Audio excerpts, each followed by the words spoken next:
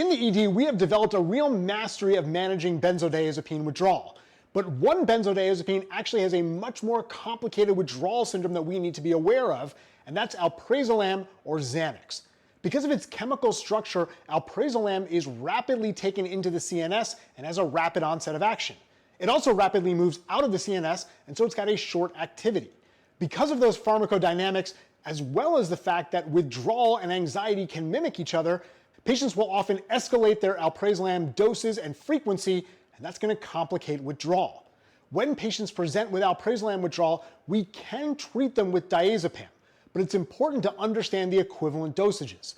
A half milligram of alprazolam is the equivalent of 10 milligrams of diazepam.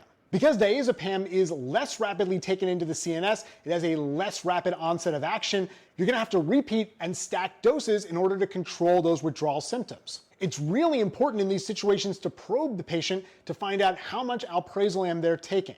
If you know that they're taking 2 milligrams every 4 hours, that gives you a good bet of how much diazepam you're going to have to reach for in order to control that withdrawal. The key in managing alprazolam withdrawal is understanding that a half milligram of alprazolam is the equivalent of 10 milligrams of diazepam, and you're going to have to repeat and stack doses in order to get ahead of that withdrawal.